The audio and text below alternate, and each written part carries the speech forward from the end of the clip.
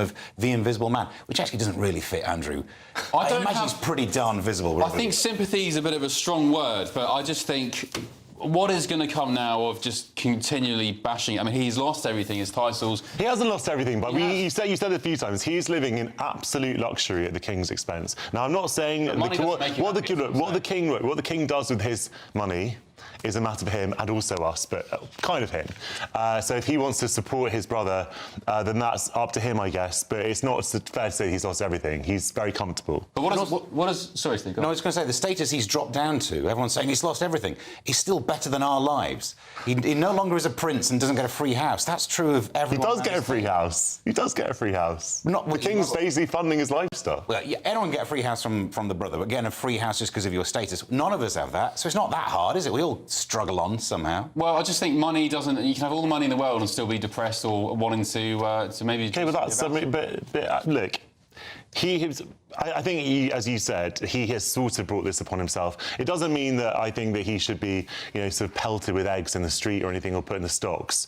Unless, if he's guilty of a crime, then arrest him and put him on trial. But that, as things stand, that's not what's happened. Yeah. But it's completely fair to it's absolutely in the public interest to report on things that he said to one of the most notorious paedophiles in recent times. Connie, what does I mean? Inappropriate friends. Find me inappropriate friends. That could just mean some partygoers or boozers or... There have been quite a few funny phrases, not to take away from the seriousness of, what may or may not have happened, but it really did make me laugh when, was it Fergie? Was it Fergie? He said, "You're my supreme friend." Epstein, yeah. What does that even mean? But what blows my mind about stories like these is that people of such high or supposedly high calibre, in such public eye, think that they would get away with stuff like this. It's the arrogance. The arrogance of it. And obviously, whether it's in politics or journalism or what have you, being in the public eye, obviously he can't help that he was born in the royal family, but having that sort of lifestyle where you are in the public eye, it does attract people who tend to have sort of narcissistic personalities, the arrogance, as you say, you feel invincible. And maybe, I wonder if there was ever any doubt in his mind that he was thinking, oh, maybe one day this might come and bite me in the backside. And obviously it has to the most extreme extent, or perhaps not to the most extreme extent because he hasn't been found guilty of anything. No one's pressed charges. Yeah. But yeah, it just blows my mind how he thought he could ever get away with doing even this. But everyone in these files were almost right to think they would get away with it, because they almost did. We've only just got the files. Some of the files are heavily redacted now. So if they were betting on getting away with it... Well, also, I think we have to point out that very few people actually have had any kind of negative consequences. I mean, Donald Trump is mentioned in these files. He's not going anywhere. Bill Clinton, I'm sure, is also mentioned in these files. Again, no wrongdoing, no smoking gun or anything like that in these files. But these are people who are definitely associated with Epstein. I guess who's really suffered the consequences, apart from Virginia Giuffre, obviously, but in terms of people who've been accused of doing stuff, Ghislaine Maxwell and Peter Mandelson, who else has actually suffered some negative consequences from being associated with Jeffrey Epstein? Well, Epstein... Apart from Andrew. Yeah, I mean, there were some pictures of Bill Gates as well, and on the same release they had Epstein next to his Apple computer. That's a slap in the face as well, isn't it? Well, Melinda Gates did say I think one of the main reasons for divorcing Gates was because she said she just couldn't comprehend his friendship with Epstein. He did exert this extraordinary pull on so many different people. I mean, one of the strangest ones, and probably from the left, one of the most disappointing, was Noam Chomsky, who is this absolute hero and titan of the left. Obviously a very famous linguist who then branched out into post-colonial theory and very, very broad left-wing policies, with regards to colonialism, Israel, etc. And he was completely taken in by Epstein and was saying how great Epstein was, along with Steve Bannon. I mean, very, very strange bedfellows. But as you said, association doesn't mean anything. I mean, Stephen Hawking had some in-depth dealings with Epstein. I can't imagine I don't know. Maybe. No, I mean, I'm not saying... But I'm just saying that this guy exerts an extraordinary pull on people on left and right. He's obviously a master manipulator, and obviously, you know, there is a strong correlation between paedophilia and basically being a psychopath, and they're extremely... Like, the way that they're able to get inside your mind, it's a known phenomenon. Do you not think it's that we've got no idea what it's like if you've got a massive billionaire as a friend and maybe you are a bit nicer? I mean, I suppose it's slightly different for Bill Gates, who's also in the same kind of money ballpark, but none of the rest were. So maybe you're just a bit nicer when you're hanging with a billionaire. Yeah, good point. There is a story on the front page of The Independent. Somebody on your say, gbnews.com/your say, has said, what is that Madeleine McCann story on the top of The Independent? It's basically, viewers and listeners, it's a campaign from The Independent about it's called the Safe Call line for missing children. It's some sort of telephone line where you can call to report missing children or give details on possibly children who have been found. I think Kate McCann, Madeleine's mother, is backing it. So that's the answer to that. Elsewhere, in The Sun, breaking in the past couple of moments, Kemi Badenoch has given, I'd argue, one of her most in-depth and raw interviews yet. No holds barred, including who she'd prefer on a night out with Nigel Farage or Keir Starmer. Any guesses? I presume Farage. But let me ask you guys first. Who would you rather have a night out with, Jonathan? For sheer entertainment, I would choose... Can't be Starmer. He's got no, I would genuinely like to have a beer with Starmer because I've met him and he's not as dreary as he comes across. And I've also had a drink, would you believe, with Nigel Farage, and he's certainly not he's not dreary at all. He was, you know, extremely charismatic and entertaining, as I thought he would be this many years ago. So obviously, you know, he's great fun to be around, but I loathe his politics in every conceivable way. And even at the time, I was thinking, ooh, this feels a bit weird to be laughing with this guy because he's such a charlatan, etc. And this is, you know, it's 11 years ago or something. Well, Kemi Badenoch in this big Sun interview, and actually it's a really in-depth interview. I'm quite sure it's going to be more than a double-page spread in tomorrow's paper. She was asked, who would you rather have more fun on a night out with, Keir Starmer or Nigel Farage? And she said, it's such a lame answer, actually, Kemi. It's a politician's answer. Robert Jenridge, you say? Neither. It's like asking if I want to have my eyes gouged out or drowned. She actually said that? Yeah. Well, do you have to remember that Farage hates the Conservative Party, and Badenoch is never going to survive a coalition with Farage. So Farage will probably spend the end of her career, you know, whatever way you look at it, if she doesn't get ditched by her own party first, which is obviously very possible. Well, she has done a good job, Steve. I think she's turned a corner. She's been performing well at PMQs. It's the conference, yeah. Yeah, you know, she's not as as I said, she's turned a corner, I'd say. It felt like she didn't try for a long while. Almost that was the strategy. Keep your head down until there's enough space so you don't have to just constantly apologise for the last 14 years. And then all of a sudden there's been a bit of fire under it. Yeah, I think that answer is terrible, though, because even you were willing to say you have a drink with Nigel Farage. You can hate someone's politics and enjoy drinking with them. That's the way the world should be. You don't have to never kiss a Tory. You know what I mean? You don't have to hate people who I've kissed so many, you have no idea. Sometimes it's hard. Sometimes they're actually quite good looking. The wrong mistletoe. I will say, though, that the only time you should go for a drink with Keir Starmer is if you've got an early start the next day. Be home after 1, it'll be fine. Come on then, Connie. Who would you rather have a booze up with? I would actually prefer to go for a drink with Keir Starmer just to see what he's like off the leash. I think that's a good answer. Like, yeah, that's a good answer. Nigel's like. Well, we don't like something. I don't personally. I've never been out with Nigel, but we know that he likes to drink. I'd like to see what Keir Starmer's like after a few drinks. Farage is as you'd imagine. He's just likes to drink. He's good fun. I'd say Keir Starmer as well. Yeah, and I'd like to get to know him. I know people who are friends with him as well, and they say he's a really nice guy. It's a bit awkward, but he's actually a really nice guy. Starmer. Yeah, and and he's got a sense of humour. I mean, I've seen that firsthand, and he does let go. And he's just, a bit like there are some people who get very stiff in front of a camera and are not very emotional or empathetic people. Shots before. That's good advice. Okie doke. Let us know what you think, viewers and listeners. gbnews.com/your say. Who would you rather have a night out with, Nigel Farage or Keir Starmer? Any comments on here? No, none about Starmer or Farage just yet. I think one thing about Kemi that's quite nice is that I think personally that she is quite personable. I think that especially the way that she was at the party conference, she was extremely... The way that she interacted with young Conservatives was really lovely, and she really does go out of her way to meet with young Tories. And I think that particularly knowing amongst sort of the young Conservative base, there is a lot of strong support for her amongst young people within the party. And I think things like this is why they like like her? Because you can't imagine Keir Starmer sort of doing an interview like this, whereas she is quite... He definitely does interviews like this. And look, it's interesting, actually, because the one person I would hate to go on a drink with is Kemi Badenoch, because... I met her briefly once, and I didn't particularly take to her. But you just see the way she is, and she is so abrasive with people, and she doesn't seem to have any kind of interpersonal skills, and that's something that a lot of people say. And that for the first, certainly, like whatever 9 months of her leadership, that was what was coming through all the time. She was just very, very rude to people all the time. Well, Connie just said she was great. But a lot of people, fine. So there's another side to her, clearly, but that doesn't come across very often, I would say. What about Zach Polanski? what drink would you buy Zach Polanski? He doesn't drink. Yeah. Does he not? He doesn't drink. Fooled me. I've been friends with him for years. He speaks like he's... Oh, really? Like Yeah, he's he's a great guy to hang out with. Really? Great guy. Yeah. What's great about him? He's a lovely, lovely person. What you see is what you get. Great fun and a nice out, and just a really, really good person. Interesting. We had a slight falling out on social media because there was a clip of me making a joke about the Greens, and instead of finding it funny, he accused me of some prejudice. So I imagine we wouldn't get on. I also slightly worry, given he's got the power to make your breasts grow, if he just whispers in my ear, the next thing I'll be looking even more like Buddha when I'm in my pants. So I worry.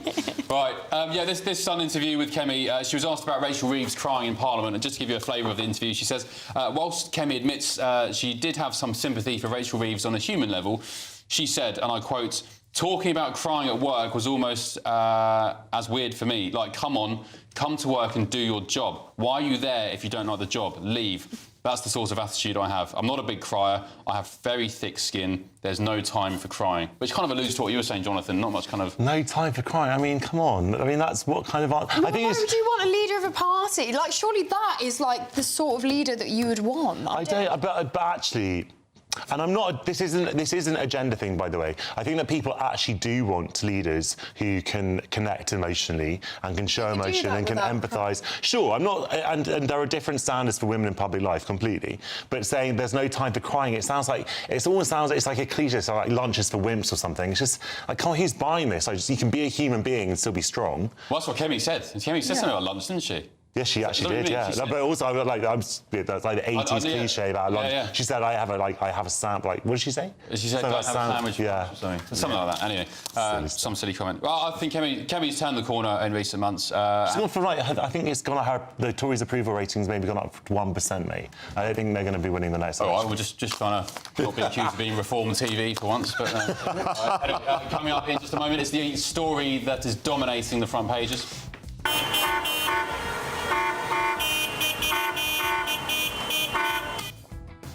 For the first time in a while, we have some good news for British farmers. Merry Christmas, courtesy of the government. Took your time, didn't you? We've also got some breaking news from the United States. This is Patrick Christys Tonight, late edition.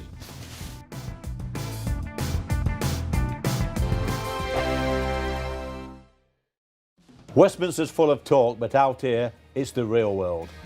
Am I allowed to talk now? No, that's it. This is where it matters, real people and real lives. That's what politics is all about. In fact, has Trump made a good start? No. Straight answers, no spin, and just a couple of pints. How many fingers have I got up? About 10. So join me for Lee Anderson's Real World every Friday at 7 p.m, only on GB News. The People's Channel, Britain's news channel.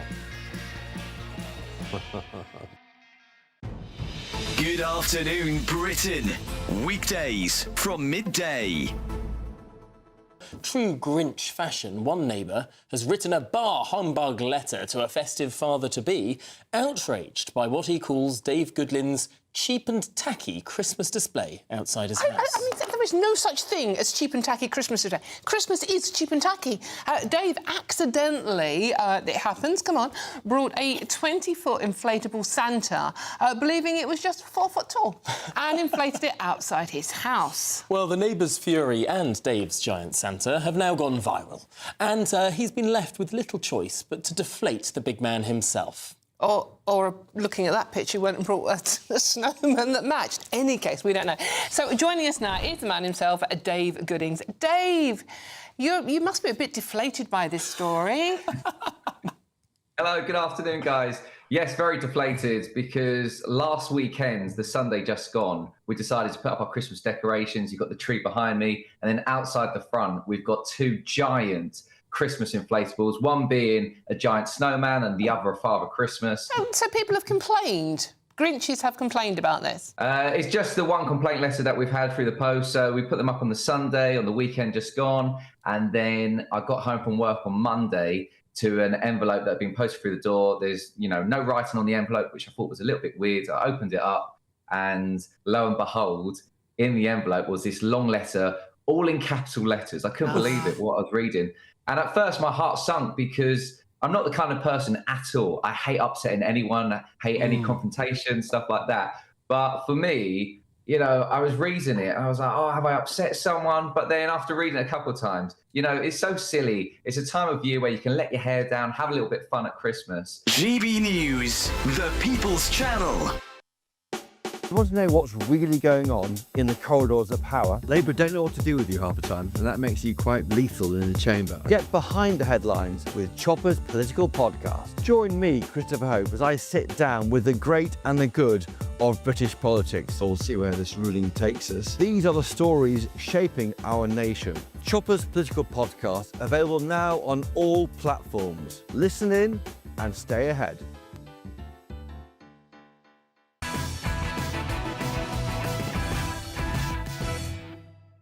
Welcome back to Patrick Christys Tonight Late Edition with me, Ben Leo, just for tonight. Lots of comments, I found them eventually, about who you'd rather have a drink with off the back of Kemi Badenoch's interview with The Sun, Nigel Farage or Keir Starmer. Somebody said, H, good evening, H, having a drink with Starmer won't be easy. You first got to find a pub that will let him in. Good one. Of course, he did get kicked out of pub some years ago. What else is there? Somebody said Starmer's got no character, you'd rather have a drink with Nigel Farage. And someone said a night out with Starmer would be like spending the night on death row. Yeah, someone said you'd like a night out with me. Maybe. I don't really drink anymore. I'm not much of a boozer. Too much. Getting too old. Right, some big breaking news for you now from the United States. The State Department announced Tuesday, it was barring 5 Europeans, Tuesday being today, of course. It announced 5 Europeans it accused of leading efforts to pressure US tech firms to censor or suppress American viewpoints. Secretary of State Marco Rubio didn't name those he said fell foul of new visa policies announced in May to restrict the entry of foreigners deemed responsible for the censorship of protected speech in the US. He identified them only as radical activists and who weaponise non-governmental organisations. Long story short, the US has banned 5 people for not complying with their vision of America. And we've got some breaking news now. The names are here. Where are they? They include the likes of... so, first of all, they were identified by Sarah Rogers, who is the US Undersecretary of State for Public Diplomacy, in a series of posts on social media. They include the former European Union Commissioner and leaders of organisations that address so-called digital hate. So the 5 named are Imran Ahmed, who is the Chief Executive of the Centre for Countering Digital Hate, Josephine Ballon and Anna-Lena von Holdenberg, who are the leaders of Hate Aid. A German organisation is Hate Aid. The former EU Commissioner Thierry Breton, who was responsible for digital affairs, and Claire Melford, who runs the Global Disinformation Index. Under the US Immigration and Nationality Act, those targeted will generally be barred from entering the US, and some may face removal proceedings if they're already in the country. I could think of some other organisations with the word hate in them who could be banned, but I won't get into that. So yeah, the Undersecretary Sarah posted that on her X post today. She said, today the United States issued sanctions reinforcing the red line I invoked on GB News. So she's name-dropped GB News. The red line she invoked on GB News, namely extraterritorial censorship of Americans. Today's sanctions target the censorship NGO ecosystem. Here's what Sarah Rogers originally told GB News some weeks ago. It's guided and unfortunate to apply that law in Britain, but applying that law extraterritorially, which means applying it to speech that has nothing to do with Britain, does not occur in Britain, is on American platforms by American users on American political issues, purporting to censor Americans in America is a deal breaker. It is a non-starter. It is a red line. And that's what Ofcom has tried to do with the Online Safety Act, and that's one reason the American government is concerned. So, Steve N. Allen, she's talking there about the Online Safety Act, Labour's, well, it's the Tories' brainchild, but Labour's Online Safety Act, and Ofcom as well, and the infringement of, stepping on American toes.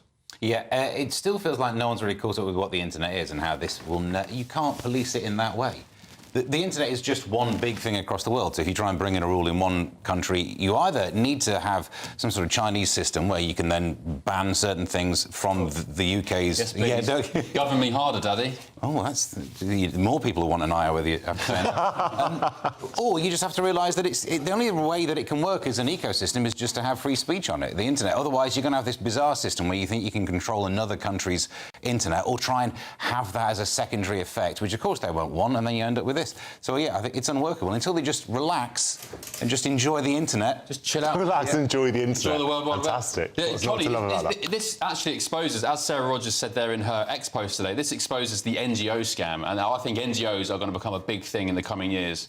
Look, the Online Safety Act has been a disaster from the beginning. The Free Speech Union and other free speech campaigners have been warning for a very long time that they were going to have effects where illegal speech would be, because of how broad it was, harmful content, legal but harmful content, that phrase. And we saw legal things being censored, Katie Lamb's speech and the House of Commons being censored, videos of arrests, a story about Richard the Lionheart, even Spiked Online's documentary about freedom of speech being censored. I mean, it's just extraordinary. We have politicians in the House of Commons saying, oh, we're worried about interference of the US, yet here we are interfering with Americans' freedom of speech. And, good for them for putting their foot down.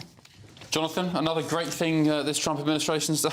Connie, I'm amazed that someone who works the Free Speech Union is applauding sort of visa bans for people for things that they've said, which is effectively what's happened. It's not about what they've said, it's about what they've done. Well, it's also about things that they believe and things that they are saying. But this is the issue. So freedom of speech is fine as long as your freedom of speech doesn't turn into action to prohibit other people's rights. Look, stopping people's right to enter a country is one of the most basic acts of censorship or that you can do. Well, I'm not saying that. Of course, they're allowed to do it. I'm saying this is a country, a government, an administration in the United States that says they're all about free speech. They're free speech absolutists, and they're literally banning people for things that they're saying.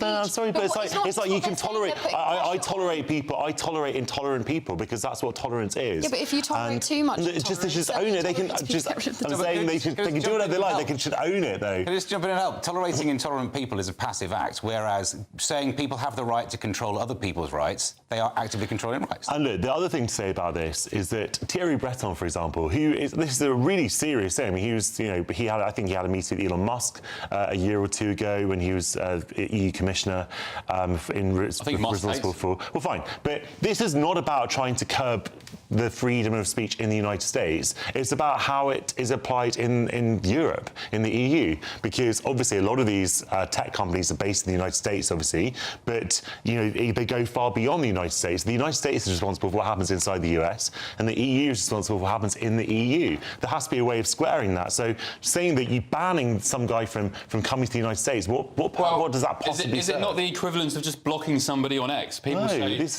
Ben Leo believes in free speech, he's blocked me. Why shouldn't he be allowed to come? Of course he should be allowed to come to the United States. That's just exercising my right and America's right not to have to listen to your free speech. It's basically banning your political opponents from the country. I think that's wrong. OK. And also, with the EU, why should the EU go around slapping tens of millions of dollars of fines on X and Elon Musk for stupid things, inane things, such as having a blue checkmark verification system? Well, because I think that comes from, I can't remember if that's about the competition law in the EU. Obviously, the EU is very, very active in trying to protect EU citizens. From free speech? No, not from free speech. Not from free speech. Right. More coming after the break, including this screeching U-turn from the government to do with the farmers' inheritance tax raid. It was clear throughout this trial that the scale of the offenders' hatred toward our Jewish community knew no bounds. And, of course, that was the update from the police about the foiled terror attack in Manchester, which could have been, according to the police and security services, one of the worst terror attacks on British soil. More on that after the break on Patrick Christys Tonight, late edition.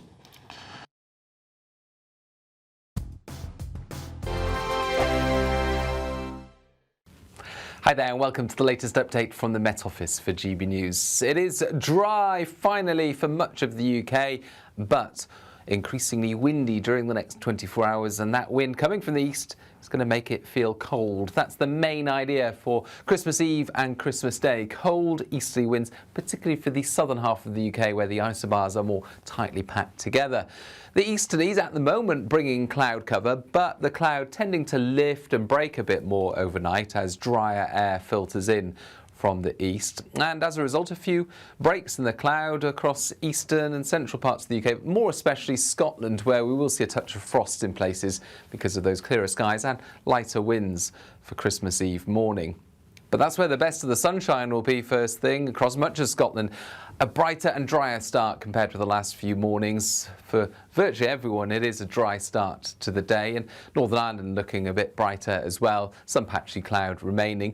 And we also see a continuation of the patchy cloud across England and Wales, but the cloud a bit higher, and as a result, it's not quite as gloomy as it has been during the week so far. Some decent cloud breaks then for many of us on Christmas Eve, with sunny spells coming through, more especially into the afternoon. Just some patchy cloud remaining across eastern parts, with this easterly wind strengthening all the while. That's going to make it feel cold. 5 to 7 Celsius on the thermometer, but feeling more like 1 to 3 degrees in the wind. The wind strengthens further on Christmas Day, risk of coastal gales around the south coast first thing, and that wind a key feature, bringing in perhaps the odd sleety shower to the far southwest of the UK. Otherwise it's dry for most and with plenty of sunshine, but feeling really quite raw in the wind, especially if you're in the south or the east. A similar day to come on Boxing Day. Decisions made in Washington aren't just shaping America, they're shaping Britain too. From migration to global security, from crime to health. Whatever happens in the White House today will be felt in your town or city tomorrow. That's why The Late Show is live from Washington, DC. Cutting through the politics to show you what it all means for Britain.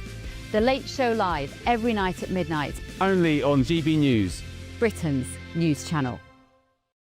Westminster's full of talk, but out here, it's the real world. Am I allowed to talk now? No, that's it. This is where it matters, real people and real lives. That's what politics is all about. In fact, has Trump made a good start? No. Straight answers, no spin, and just a couple of pints. How many fingers have I got up? About 10. So join me for Lee Anderson's Real World every Friday at 7 p.m. only on GB News. The People's Channel, Britain's news channel.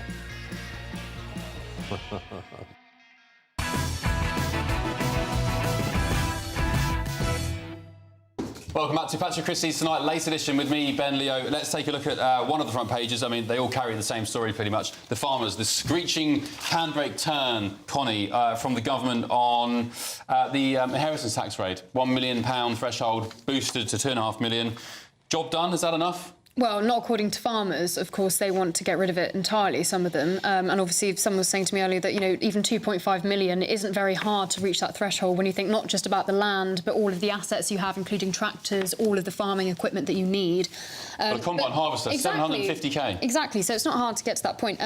But I find it's very obvious why the Labour government have deliberately, in my opinion, it seems very deliberate that they have waited until Parliament's in recess. You said earlier, why didn't they announce this at the budget? They can wrap it up as this lovely Christmas present for farmers. You know, they could have done this with any. I mean, they've done it before with the winter fuel allowance, sort of taking something away and then giving it back and be like, oh, there you go, guys.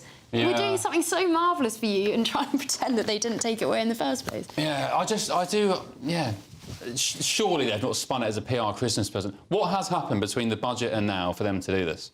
Nothing, no, and this is a classic Labour move of holding out long enough to get all the reputational damage you can from a thing before changing your mind and agreeing with people so you get none of the points for it. I think they've done it badly. Instead of getting the credit for it, they will be still remembered as the government that's tried to attack the farmers, and it's too late. They've done the same with the winter fuel allowance. Every single policy, they turn around too late.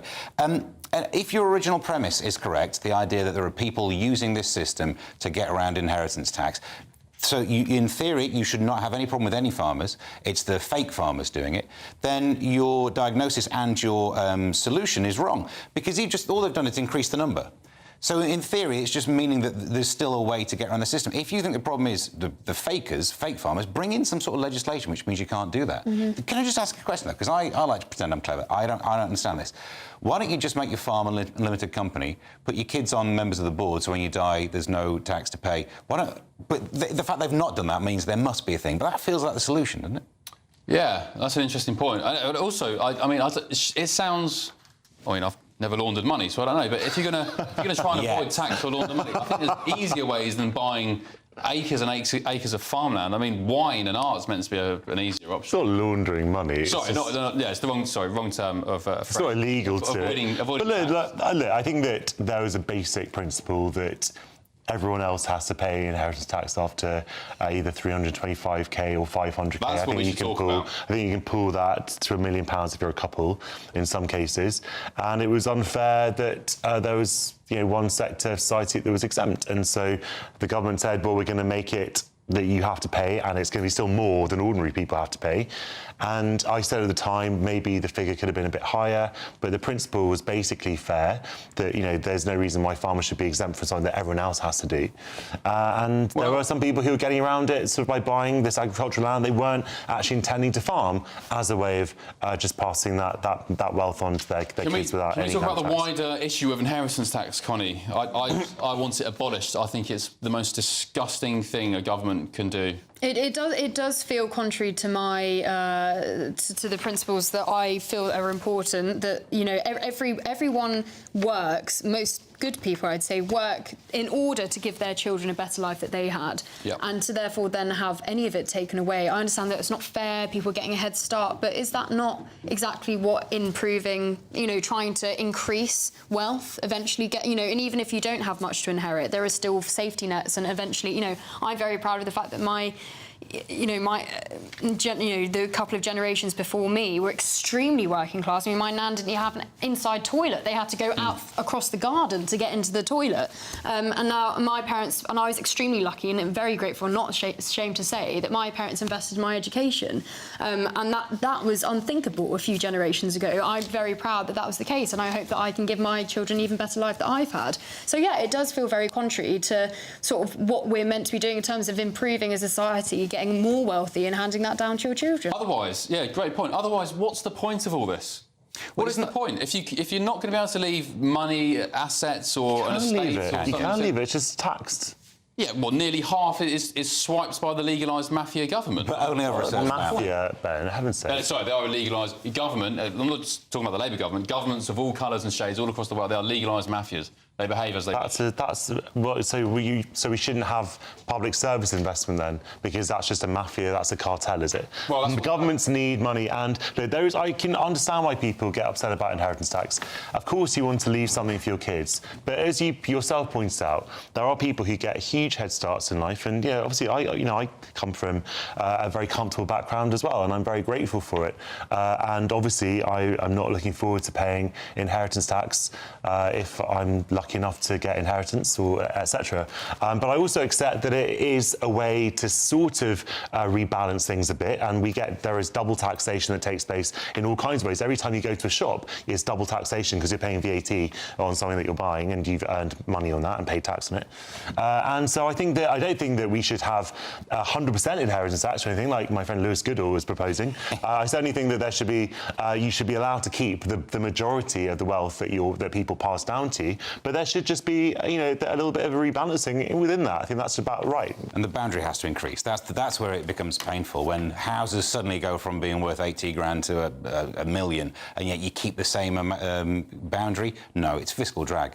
I'm more shocked you have Lewis Goodall and Zach Plansky as friends. Have you been on the night? Why on earth are you shocked about that? That's probably the least shocking thing about it. Have you been on a night out with both at the same time? I haven't, actually. I've never seen them in the same room, actually, together. Jonathan, you need to get them on GB News. That's not going to happen. Why won't he come on? Ask him.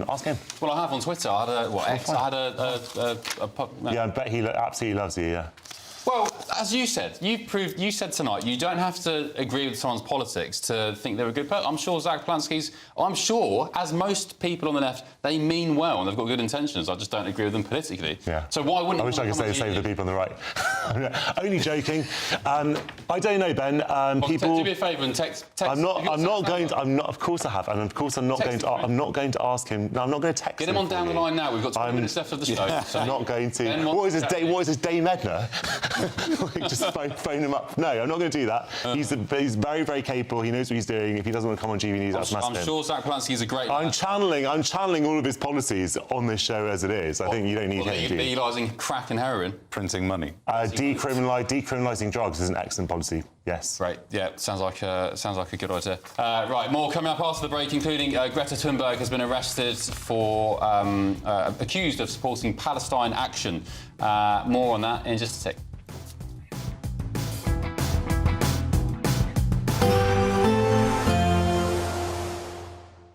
I forecast a perfect holiday in the sun. Weather looking good then? For sure, and no worries about our travel insurance. All Clear Travel Insurance sponsors GBNews Travel Destinations Forecast.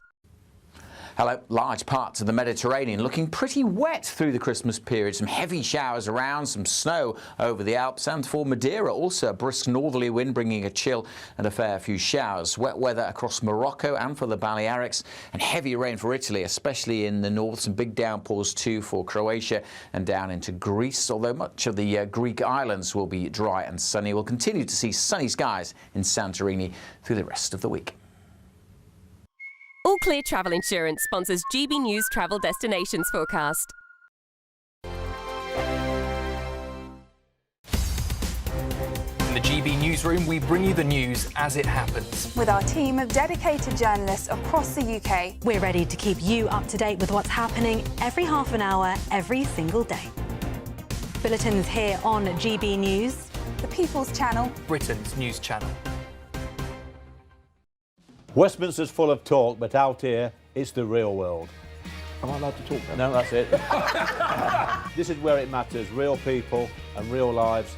That's what politics is all about. The fact that Trump made a good start, no. Straight answers, no spin, and just a couple of pints. How many fingers have I got up? About 10. So join me for Lee Anderson's Real World every Friday at 7 p.m. only on GB News.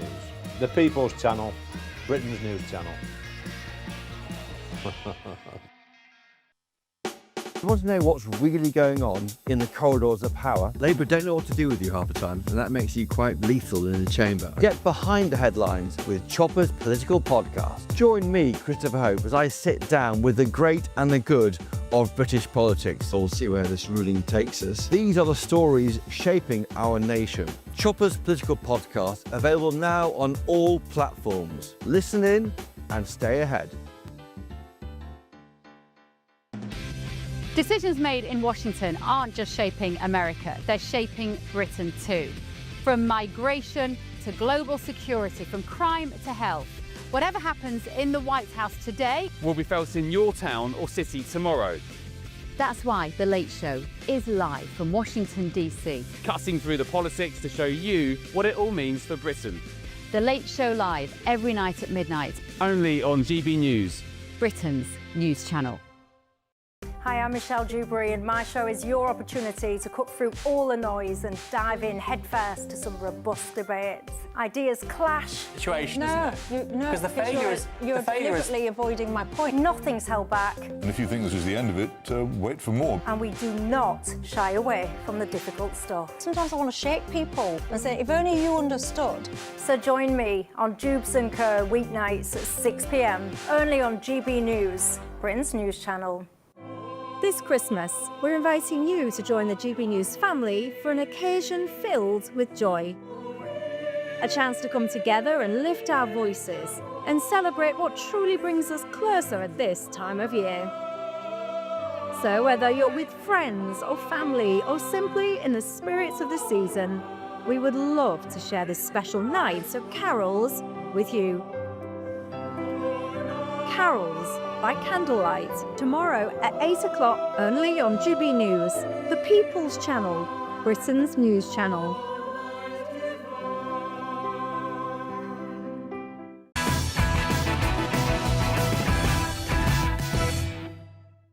Welcome back to Late Edition with me, Ben Leo. Let's talk about the one of the potentially, as police describes, the biggest terror attack ever, which has been foiled. The two guys have been found guilty today at court. An IS-inspired attack. Will Kingston is here, who is doing me a massive favour tonight and covering the Late Show Live. Hello, Will. G'day, Ben. How are you? Good. Are you looking forward to tonight? I am. I am a tad worried about the threats of physical violence that you have said if I don't manage to maintain the ratings, but other than that, I'm feeling comfortable enough. I'll be outside, ready for 2 in the morning. No, I'll be driving home back to Sussex. What do you make of this IS plot that foiled today? Well, you know, it is terrifying, and you know, in the wake of Bondi, we know that these sorts of plots can all too easily lead to the most calamitous tragedies. So I basically am incredibly glad that it has been foiled, because we've gone through enough trauma in this period today. How are you feeling after Bondi as an Aussie? I think our viewers in Manchester would know there is a particular emotional resonance that comes from an atrocity that happens at a place you know so well. Yeah. I'm just continually frustrated that the response from governments is the easy stuff. It is hate speech laws, it's gun laws, it's not the tougher conversations around immigration and multiculturalism. And until we have those tougher conversations, these atrocities will keep happening. Well, Steve, that's what I was trying to talk to Jonathan about a bit earlier tonight, around 9 o'clock. I was saying, what is the solution? I don't know. Is it remigration? Is it doing what the Trump administration is doing and kicking people out who, even green card holders and residents, who they accuse of not aligning with the sort of view and the trajectory of the United States from henceforth? Well, no, we'll never get to the answer to that question, because we're not even allowed to say that migration poses a threat now, because that's dehumanising. So if you take that was a headline a couple of days ago. Yeah, the chair of the Equalities. Yeah, so you're allowed to say it. You're allowed. You're not. It's not a crime to say it. But so instead of having the argument about whether there is a question to be answered about the risk, the question is now whether you're allowed to voice that there's a risk, and that's what you are allowed to. You are allowed to say that. No, but my point is the topic then becomes whether it is good or bad, dehumanising or good, to even have the question. It is a distraction. The question should be, what do you do? Clearly, there are some people who are a threat, and it's so good that our security services managed to catch them. We should say this as well on this story. This was not a terror event that happened. This is one that was thwarted. Our system works most of the time, hopefully, but you need to have that conversation. Tony? Look, I think this idea, Jonathan, you're saying, it's not a crime to say it. Look, we have someone who is the head of the Equalities and Human Rights Commission. This is meant to be the place that makes sure that we are upholding the laws, that make sure that people have their rights. If the head of that board is someone who's saying that you need to be careful about the opinions that you voice, obviously that is quite an authoritarian thing. They shouldn't be telling us what we can and can't think. And going back to our conversation that we did have around 9 o'clock, this word about remigration, I said it scares me, but your reaction to it, Jonathan, I think that the people, like you said, there are some people when they talk about remigration, they are extremists who really do want to deport people who aren't what they would say is ethnically English. There is that side of things, but because this is an increasing, and I accept online in particular, the online right, there is an increase in ethno-nationalism. We have to be able to have those conversations with people in order to bring people back to the middle ground. We can't just have reactions to it and say, oh my God, this is, you know, I said it scares me, but I'm more than happy to have the conversation about it, because we need to know where people are standing and understand that, yes, there may be those people having those conversations, but also there are people who are more moderate, who want to do something drastic about immigration. And Ben, I don't know necessarily whether the use of remigration does refer to kicking people out of the country who weren't born here, like this guy who came here in 2012, one of the people who were fought in the attack. And the word remigration, I'm not sure what the exact definition of it is, if it applies to those people as in the same way that other people are using it. But we need to have open conversation about it, even with people that we find repulsive, because if we don't, we're going to continue pushing them to the borders where they already feel they have gotten, and then there will be no way to drag it back. Well, the Overton window is already being dragged way over to the right as it is. And that's why we need to engage with it. Well, look, I mean, we need to have these. We are literally engaging with it right now. I'm saying I find it repulsive. That is an engagement. I'm sorry, I'm not going to agree with you on this. Well, I think you're fond of the likes of Rupert Lowe, who talks about remigration a lot. I think there's even a white paper he's produced about remigration. What is remigration? Remigration within limits. I think if we're taking remigration to the nth degree, you may need to find someone else to host the show in the next couple of hours. Look, I think that the focus needs to be on what the immigration policy is moving forward. My view on immigration fundamentally is if you're a net contributor to the economy and if you're coming from a culturally compatible culture, I think that's fantastic. I think the problem is too often with immigration policy, both of those boxes haven't been ticked in too many cases. Yeah. OK. Should we talk about Greta Thunberg? Do we have to? Brighten up your Christmas. She's been arrested in protest at the hunger-striking Palestinian Action guys who are in prison. She was arrested for holding a sign saying, "I support Palestine Action prisoners. I oppose genocide." I think that we have to put this into context. So there is a very, very real risk that there are prisoners in the United Kingdom in 2025 who may be about to die because they've been on a hunger strike. Well, I don't know then. And that is a really serious issue, and it sort of takes us back to the early 80s, where you remember that you had sort of people like Bobby Sands who died after being on hunger strike, and that was not the British state's finest moment, shall we say. And I also think it's really bad that ministers have refused to meet these hunger strikers. Can you enlighten me a second? I'm ignorant to this. So why, again, I'm just being totally naive to this. Why is it the British state's fault if somebody dies on a hunger strike? I think it's not a gotcha question, it's an honest question. Well, it's not, obviously, if someone's choosing not to eat, I'm not saying it's the fault of the state, but clearly they are protesting their conditions and various other things, and ministers should meet them. And I think that it's also, and the broader point is that the prescription of Palestine Action has been, I think, hands down the worst thing this government has done, and it's sort of it should be a total national outrage. And now you've had sort of over 1,000 people, sort of retired, sort of academics, grannies, vicars arrested for holding up a sign, and people on this channel who say they're free speech absolutists in general say absolutely nothing about it, which I find really, really surprising, because I'm completely consistent on the matter of free speech. I don't think that people should be arrested for holding up bits of cloth or for saying that they support people. And in this particular case about Greta Thunberg, and I'm not saying about whether she's guilty or innocent personally, I don't want to prejudice any legal proceedings, but I think it's completely ludicrous to make it a crime not only to say that you support Palestine Action,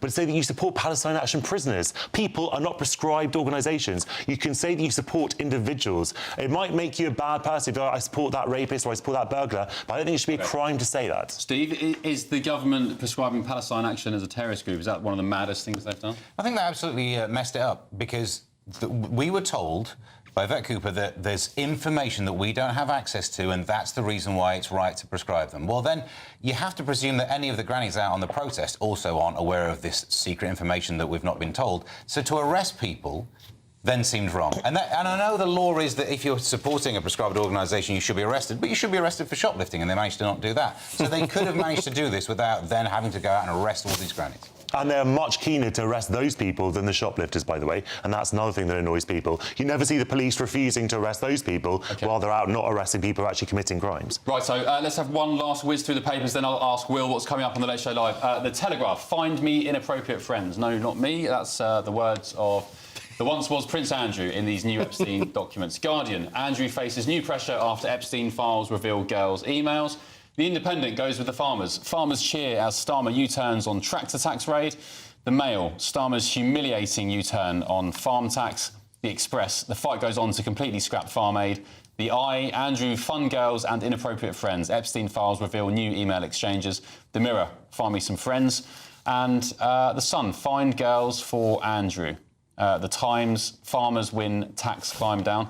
And that's all we have time for tonight. Will, what's up on your show, The Late Show Live? Well, something more serious than the Sun's front page, that's for sure. The news is still coming thick and fast from DC. Trump's made an aid deal with Nigeria, but there are conditions attached, and they are very important conditions. Christians. There are, of course, also a bombshell report coming from the Pentagon. I think we're looking in the wrong direction when it comes to war threats. We should be looking towards the Pacific, not towards Russia and Europe. Lobster lives matter. We're also going to dig into the fun English cricket lads are having on tour. Looks like one of the great stag do's that I'm going to be assessing forensically. Cricket is the one game I just have never been able to get into. Did they win the Ashes, the Aussies? Oh, come on, mate. Yeah? I'll leave that up to your discretion to find out. All right, I assume they did. Last time I heard some bulletin, it said England were under the cosh, but I am so thick about cricket, I don't know how the scoring works, but I love sport. I love most of the sport. Are you being serious? Are you deliberately... You don't know how the scoring works? No. Even I know that. Is it like rounders, is it? Call yourself a patriot. Yeah. I'm sure cricket's a game. I love horse racing, tennis, football, all sorts of stuff. Just cricket, I've never been able to get into it. Well, look, I'll tell you, they did win the Ashes, but there actually has been a big controversy because the English lads took a mid-tour break where they went to Noosa, which is... They went boozing? a cracking spot, and there's some wonderful footage of the lads doing particularly well on the dance floor with some Aussie ladies. So they may not have won the cricket, but they've won the game on the dance floor pretty convincingly. I wonder if they were boozing with Zach Polanski and Lewis Goodall. Just told you, doesn't Jonathan Lewis. That's all we have time for tonight. Thank you, panel. Appreciate you, and viewers back home. Thank you for your company tonight. I'm doing GB News Breakfast on the 27th. Until then, Merry Christmas. Good night. A very Merry Christmas to you all from the Aurora Collection Resort in Lapland. We're on an amazing Arctic adventure to celebrate our greatest cash giveaway, a simply stunning £85,000. And this Christmas, we're giving you the chance to win it all. So don't miss out this Christmas.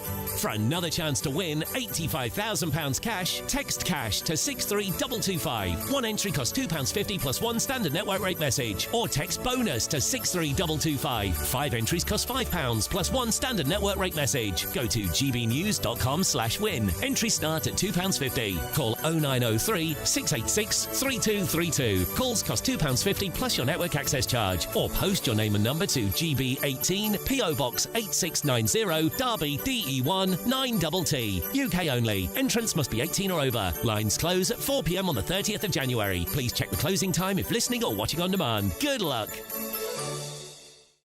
Westminster's full of talk, but out here, it's the real world. Am I allowed to talk now? No, that's it. This is where it matters. Real people and real lives.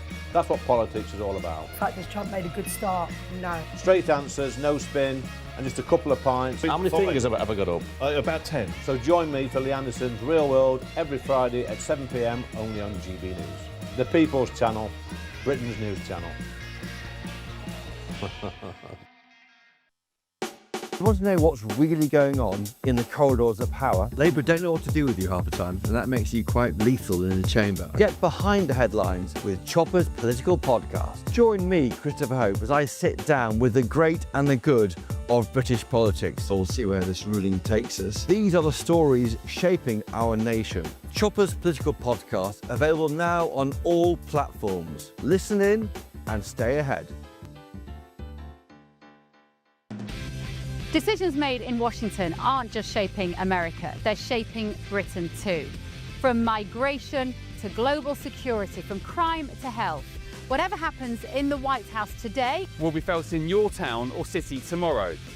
That's why The Late Show is live from Washington, D.C. Cutting through the politics to show you what it all means for Britain.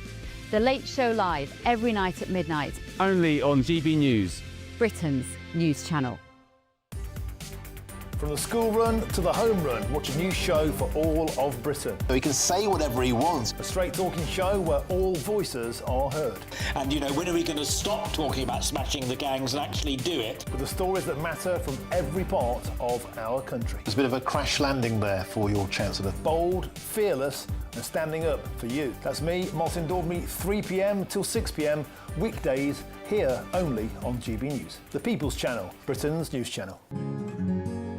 A really important thing about GB News, and it's brought something completely different to the landscape. The mainstream is all about keeping the status quo as it is, ticking along quite nicely. They don't want to ask difficult questions. GB News exists because there is a desperate need for fearless journalism that puts the people first. GB News came on the scene as a disruptor, and it has always been a disruptor ever since. Journalism in this country has been a cosy world full of groupthink until now.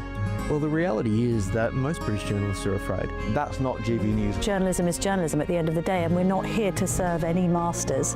Our masters are our audience. We're here to talk about things in a way that have never been broadcast on British airways before. Do not miss a moment on GB News. The #1 news channel in the country.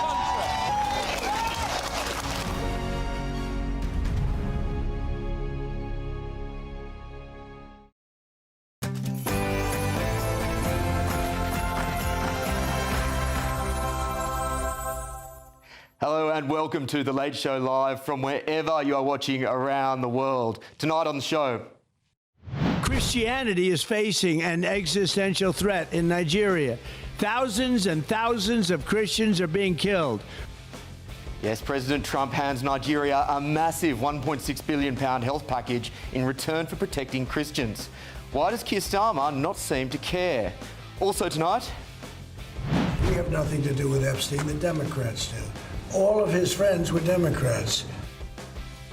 This is extraordinary. The US government has warned of untrue and sensationalist claims after documents released in the Epstein files launched fresh accusations against Donald Trump, who has, a tad surprisingly, come out in support of Bill Clinton.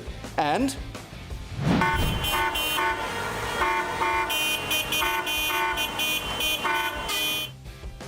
you beauty, a victory for the farmers. The government announces the watering down of the inheritance tax plans. But has it gone far enough? Also,